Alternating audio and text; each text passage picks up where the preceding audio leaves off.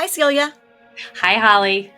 Today, I want to talk about 5 tips on how to find your passion. I like it. But before we get into the tips on finding it, I think we should talk about how to make time or the time challenge of making a hobby or finding a hobby or passion.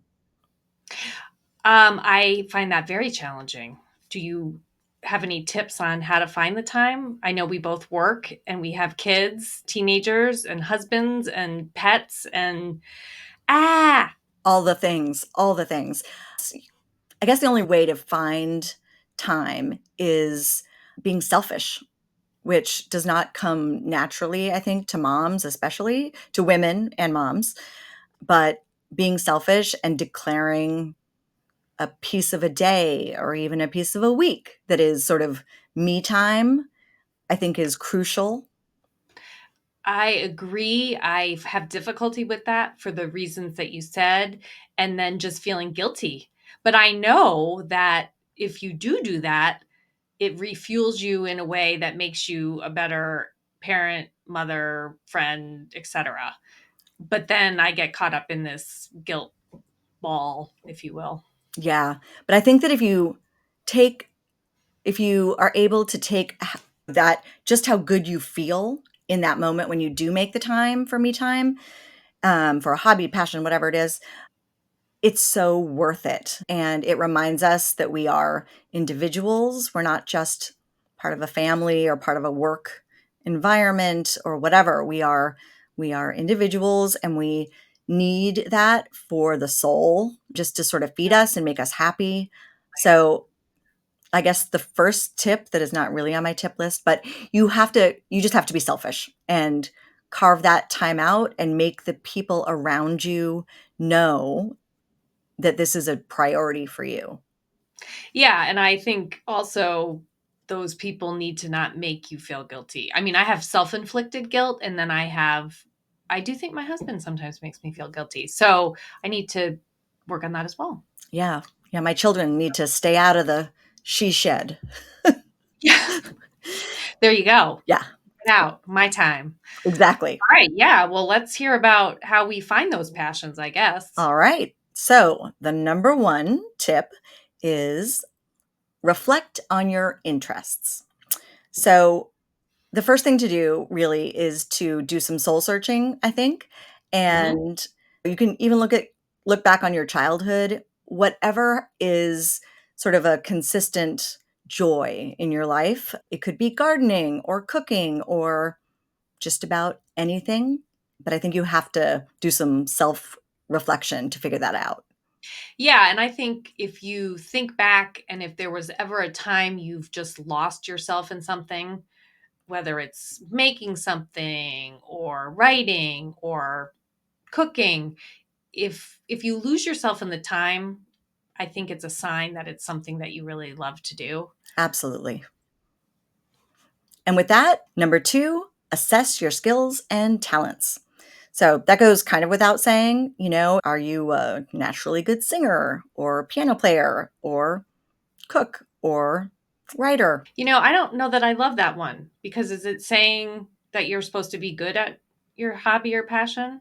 Can't you be bad at it? Like, what about if you love to paint and you're a horrible painter, but it brings you great joy? Yes. Okay. So I think that is really important actually, because, you know, we're not all going to be good. I mean, I can't play a musical instrument to save my life, but maybe I would find joy from that. And Um, you like to sing, but you're not good at Thank you. it. Yep. But that shouldn't stop you from singing, is my point. And it doesn't. I mean, I will Good. I know it sing in doesn't. the car. I will Have sing in sang the with you. Yes. yeah. So yes, so to your point, I think I think as long as you lose yourself and you want to do something, whatever that is, go for it. All right. And number 3, to that point, is explore your options. So if you don't know where to start, I think that's what this one is for. So if you have no idea where to start, you're like, I don't know what a passion or hobby is.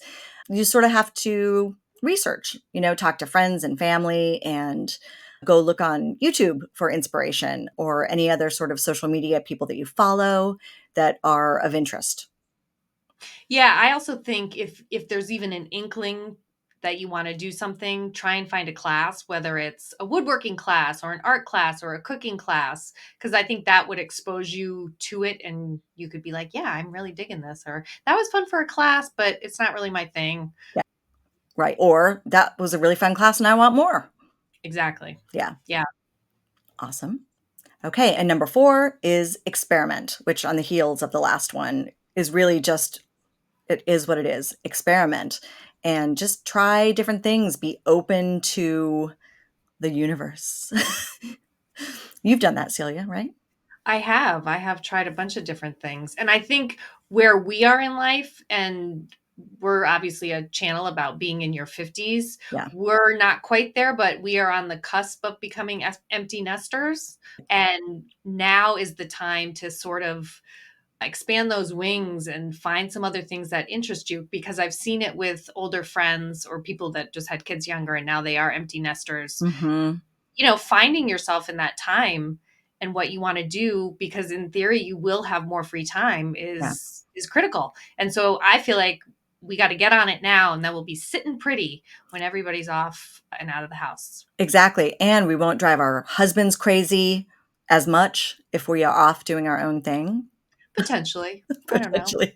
We'll I probably still talk and my voice can annoy him. So, Yep, marriage. Mary, That's another yeah, segment. Okay, and number 5 is seek inspiration. So, again, that goes back to finding people, talking to people, reading things, watching videos.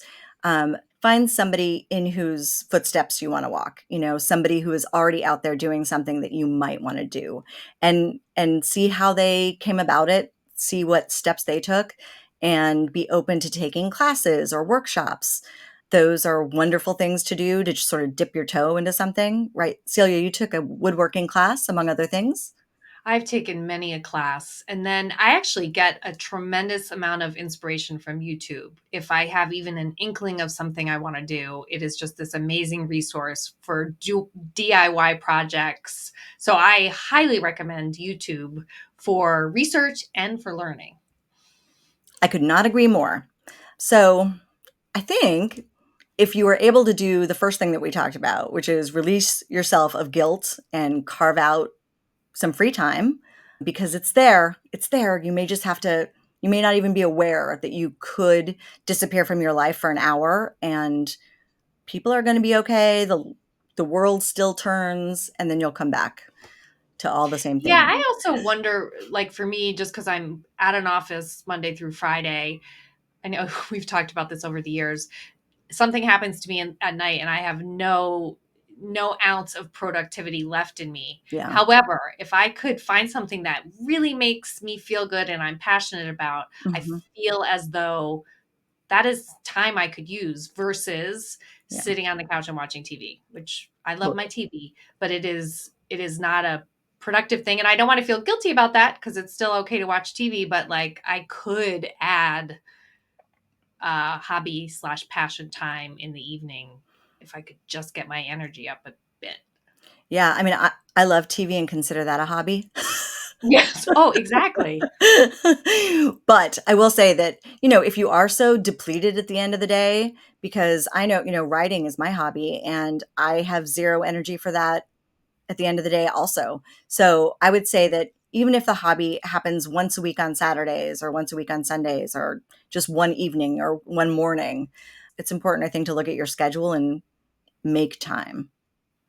Absolutely. And it is without a doubt proven, studies, we all know this, that we are better people when Mm. we are fulfilled. Yes. Amen. Amen. And with that, we wish you good luck in finding your hobby, your passion, and we hope you'll check out our friendship video. Thanks, Holly. Thanks, Celia. Bye. Bye.